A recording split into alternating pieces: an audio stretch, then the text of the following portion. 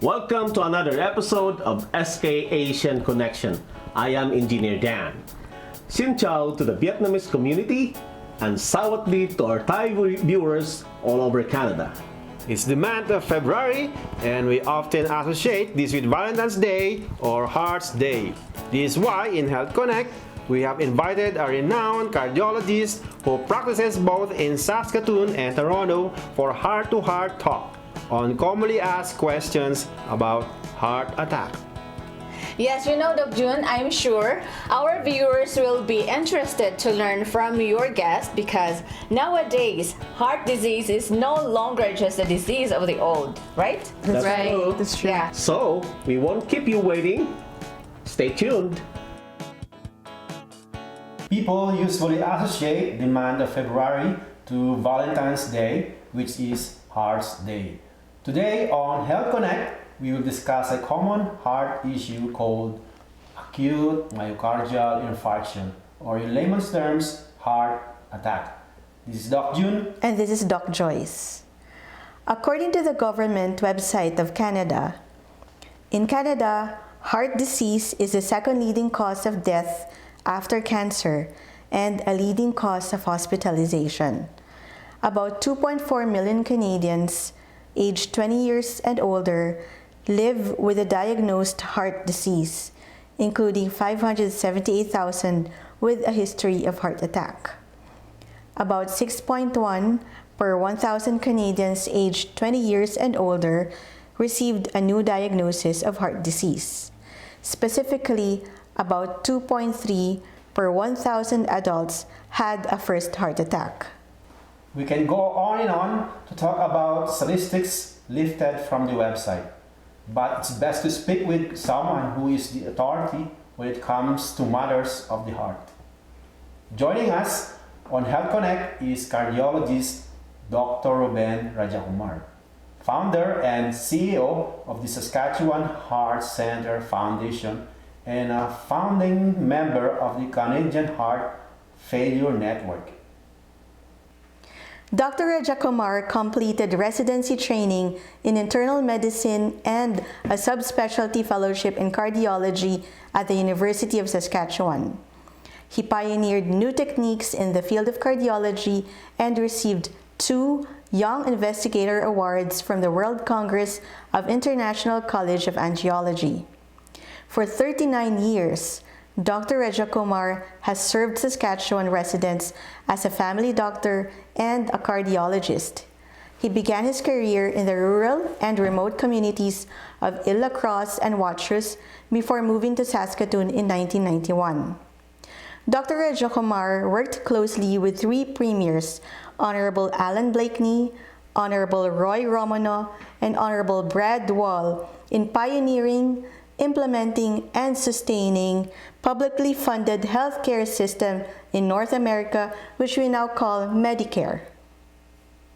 Without further ado, let's all welcome Health Connect's guest expert today, Dr. Ruben Rajakumar. Welcome to SK Asian Connection. So, doctor, what is acute myocardial infarction or heart attack? The other name for acute myocardial infarction in common legal term is called coronary thrombosis. This is due to sudden blockage of arteries on the surface of the heart due to blood clot.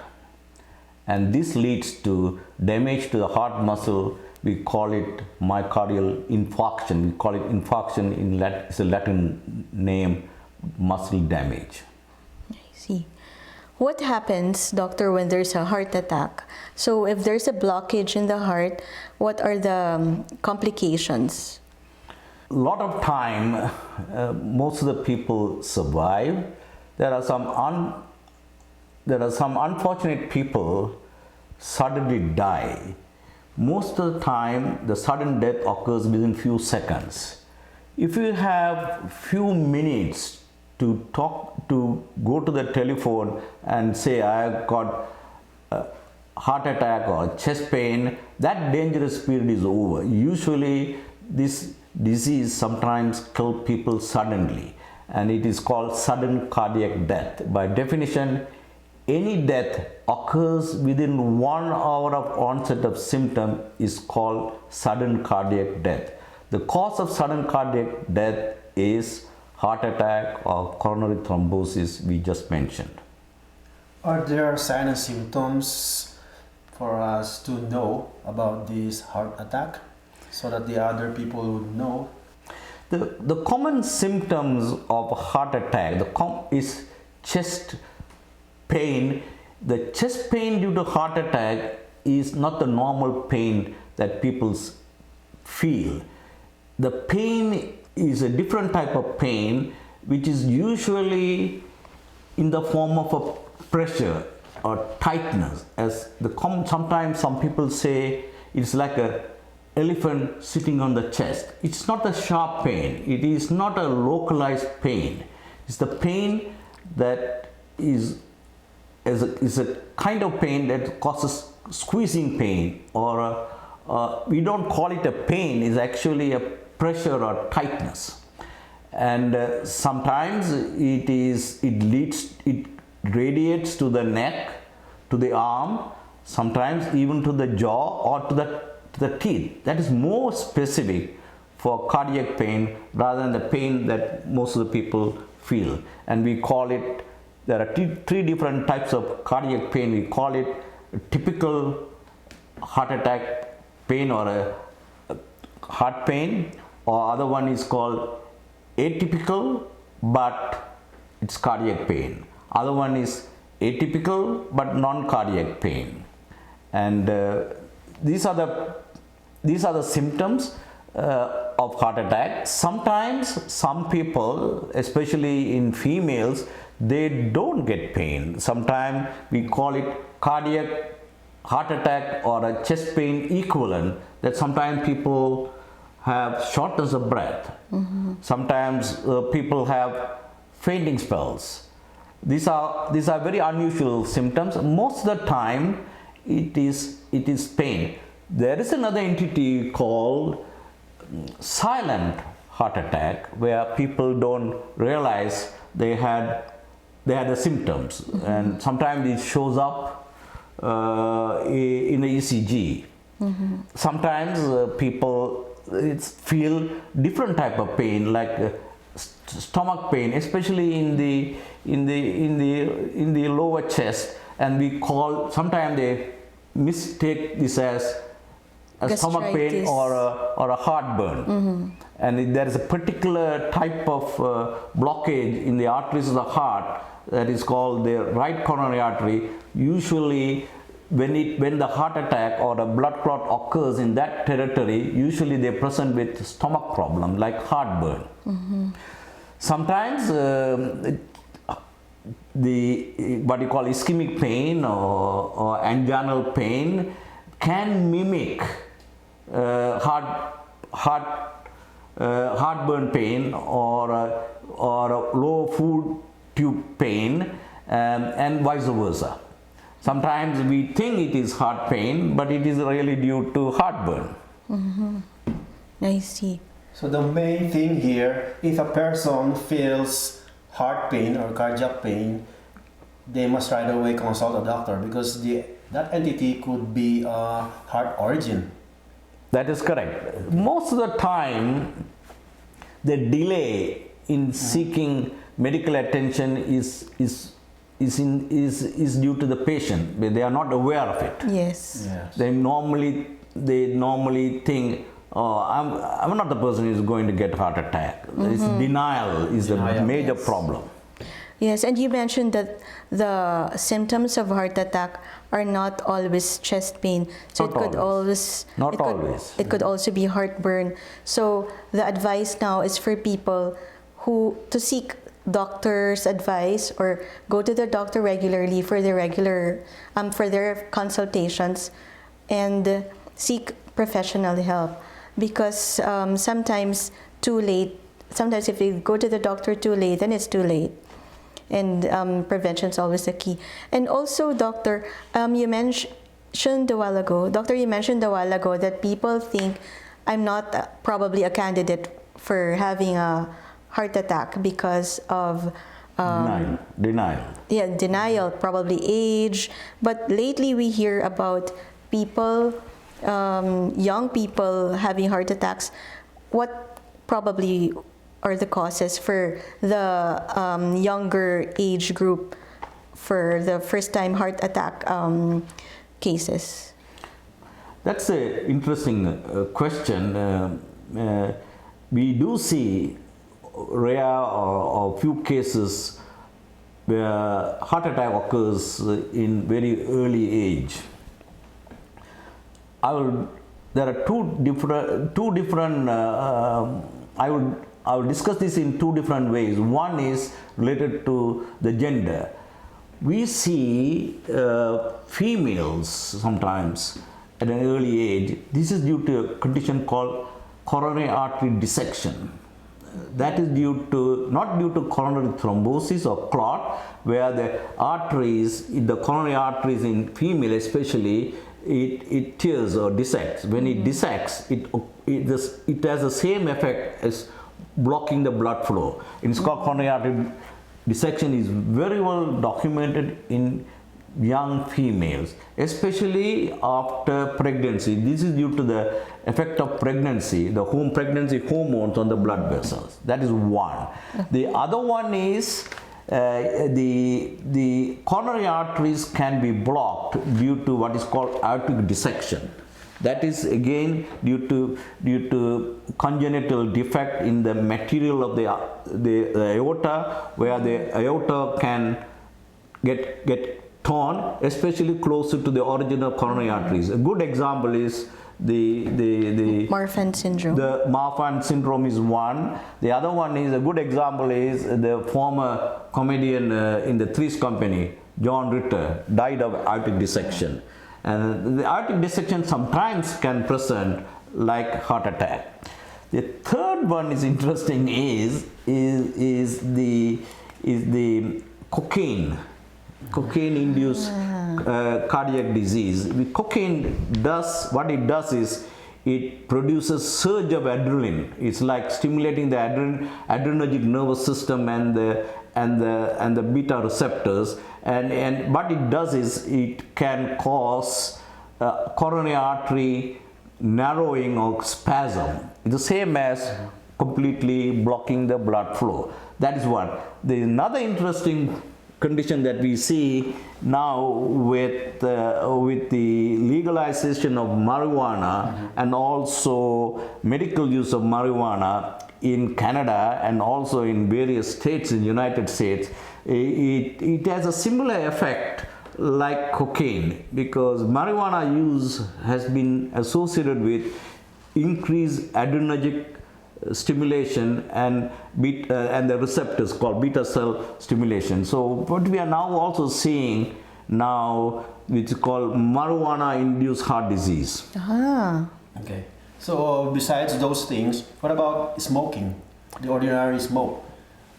Can it also induce myocardial infarction or heart attack? Well, the smoking has been very well known as a risk factor for coronary artery disease. Smoking leads to atherosclerosis or what you call hardening of the artery. Plaque, coronary artery plaque formation.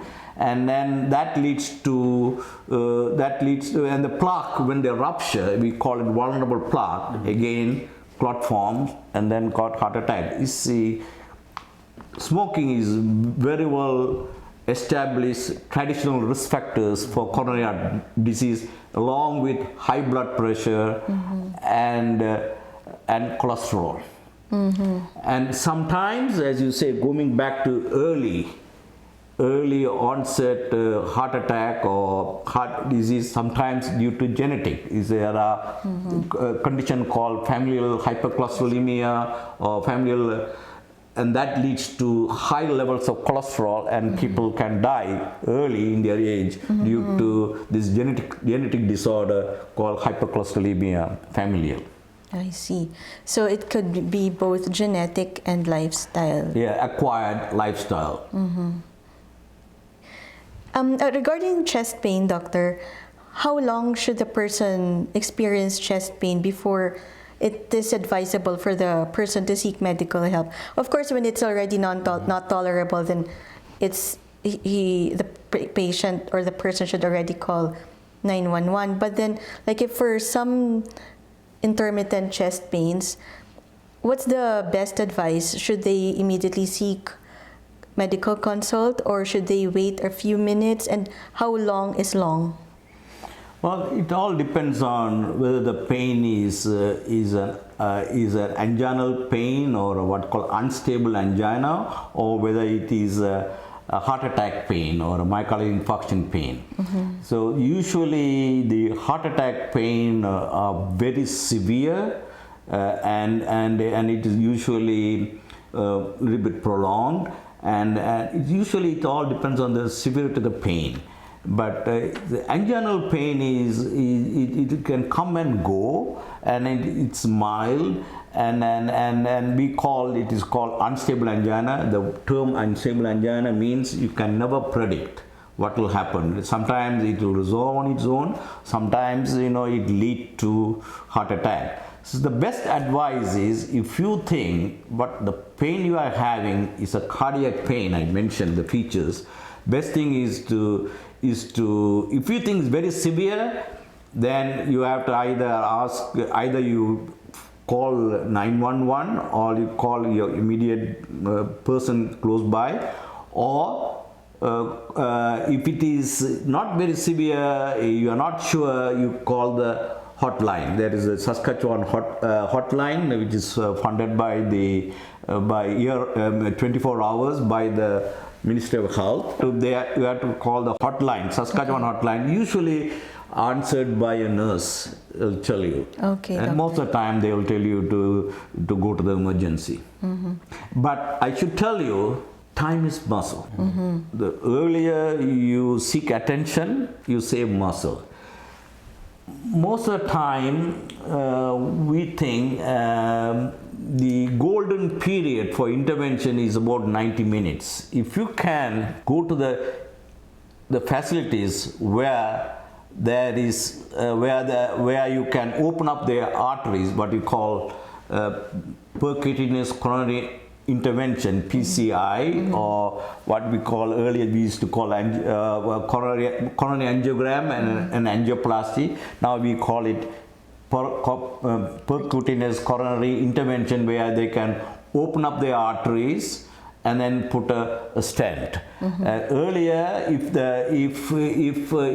all depends on where you live, what the access to the hospital which has the intervention procedure, or if you can't get a coronary angiogram and get the procedure done, then if it is the nearest hospital where we can dissolve the clot by using a clot dissolving medicine, or we call it thrombolysis, where we give medicine to dissolve the clot.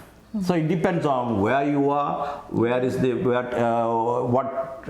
city or place you are living to get this attention. The key is open up the blood vessel that is blocked, so that there is increased blood flow, and save the heart muscle. That's the key.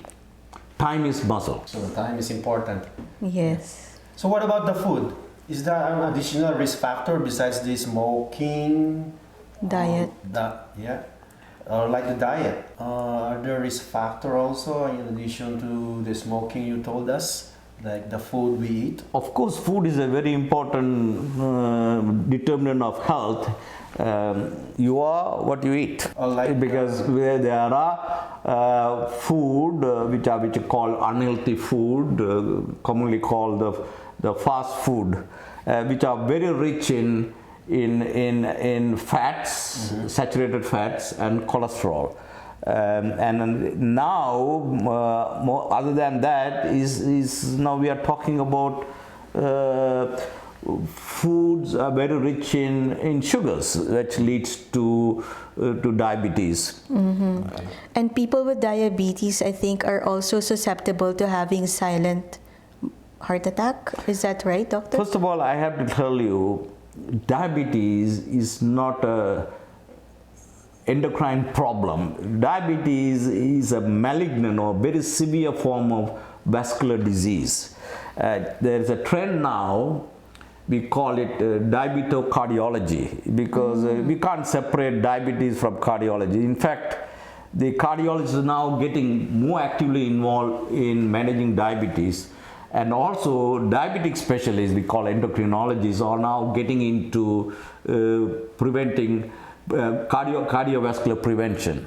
So it is now becoming a two-way street because of the new medicines that we have now in treating diabetes is actually preventing cardiovascular disease and prevent heart failure too, and kidney disease too. So doctor, what's the first remedy in preventing heart attack? The first management to do?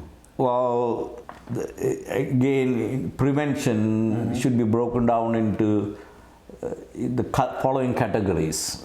So it's called primordial prevention, primary prevention, secondary prevention, and tertiary prevention. And the primordial prevention is actually you prevent development of risk factors, and the risk factors usually develops based on your lifestyle.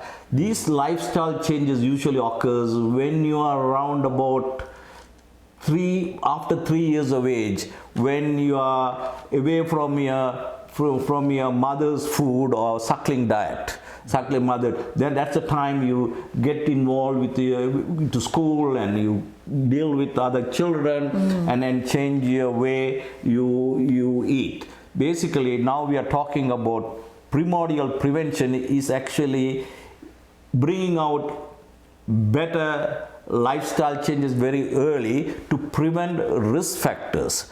And most important risk factor is your lifestyle. So that's called primordial prevention. Now that's what we are heading now. If you wanted to reduce the global burden of disease, is primordial prevention. Next one is primary prevention. Primary prevention is development of plaque formation.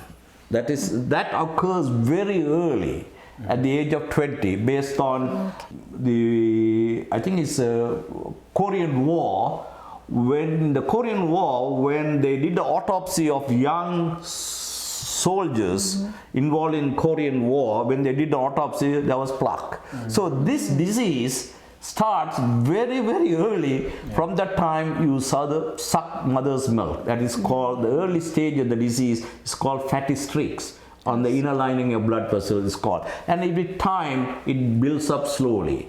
In some people it builds up very, very rapidly. In some people it's very slowly, depending on their lifestyle, the risk factors, and the genetic factors. So that is the primordial, and then one is the primary prevention, that development of the plaque formation, and also preventing symptoms of disease. We all have, I'm sure you have, I have, obviously because of my age, I have the disease, but I don't have the symptoms. That is, preventing onset of symptom is the primary prevention. Once you have symptom, either in the form of angina or a heart attack, then you want to prevent further disease process. That is called secondary prevention. Once you have the secondary prevention, you had a massive heart attack or whatever, and then we want to prevent what you call tertiary prevention. That is preventing late stage disease, what you call heart failure or palliative care. That is called tertiary prevention. I see. Doctor, do emotions play a role in having a heart disease? Because sometimes we hear people say, I'm heartbroken. Is there such a thing? Or is there a scientific explanation to being heartbroken? Yes. There is an entity called broken heart syndrome, and it's called Takotsubo subcardiomyopathy, or like a broken heart syndrome. We see, it's not a very common condition. We see off and on when we have patients who come with heart attack like symptoms and also changes in the ECG and then heart muscle enzyme. That's how we diagnose heart attack, acute heart attack. And then when we do an angiogram and then do an angiogram, we find the arteries are all open, but there is what we call, but in the angiogram we can look at how the heart is working when we can see certain part of the heart muscle, it doesn't behave like as though it is damaged, and it is called apical. The heart chamber is like a football. The apex, the tip of the heart muscle usually affects the tip of the heart muscle where there is transient loss of function, and it's called apical ballooning, and it is called it is given the name stress-induced cardiomyopathy. This is very transient and then disappears, and the heart function completely comes back. The regional abnormality called apical ballooning, when we do an echo, follow-up echo on in the office, the whole function comes back. So there is no damage. It's a transient heart function abnormality, and it is called tachycardic cardiomyopathy. It is of interest.